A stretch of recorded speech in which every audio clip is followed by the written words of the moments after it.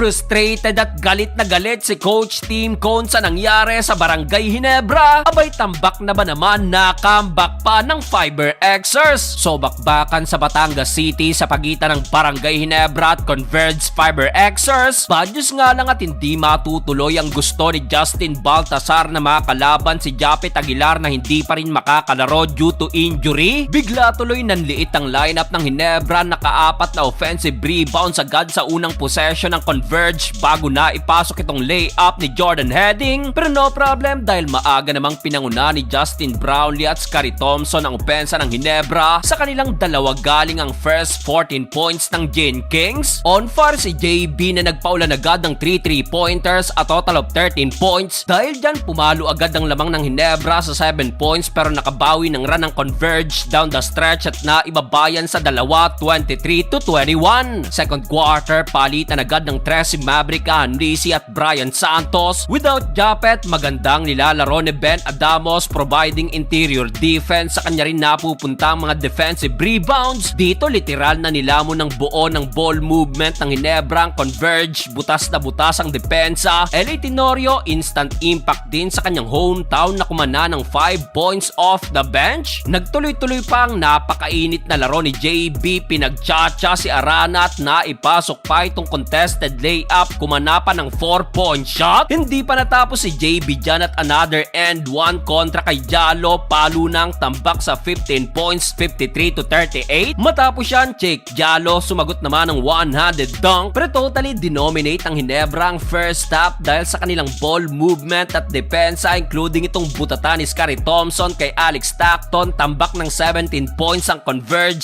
40-57. Start of the third quarter, heto na ang ganti ng Converge. Mainit na pinangunahan niya ni Alex Stockton na agad kumana ng 11 straight points with 3 3-pointers. Buti na lang to the rescue pa rin si JB na sumagot ng 5 straight points including itong end 1. Pahiga na pumasok pa. Sa play na to, hindi na hinayaan ni Scottie Thompson si Alex Stockton. Butata na naman ang inabot. Pero grabe at patuloy na binuhat ni Alex Stockton ang Converge at under 2-minute mark. Yung 17-point lead ng Ginebra natunaw na lang sa 4, 70-66. Heto pang mabigat dahil sa play na to natawagan ng flagrant foul penalty 1 si Rosario sa low post. Kaya naman galit na galit si Coach Tim Cone sa officials. Literal na napako ang Ginebra dahil wala ng isang minuto sa tres na to ni Jordan Heading. Nakalamang na ang Fiber Xers 70-73. Fourth and final quarter kung kanina si Alex Stockton, ngayon naman binuksan ni Shani Winston ang opensa ng Converge sa kanyang 7 straight points. Kaya dito agad na pumalo pang lamang ng Fiber Xers sa double digit. Anyare sa Barangay Ginebra. Well, nabasag na lang run na yan sa end 1 na to ni JB pero Kevin Racal binura na naman niya ng another corner 3-pointer. Pero eto't under 4 minutes may mini run ng Ginebra. Layup ni JB at tres ni Maverick Henrici. Baba na lang sa 4 ang lamang 89-85. Kumana pa ng end 1 si JB pero sumagot ng end 1 dunk si Diallo. Hype na hype at napa-flex na ang import ng Converge. Wala ng isang minuto nakadukot pa si Justin Arana at sa huli na kumpleto ng Fiber Xers ang kanilang comeback.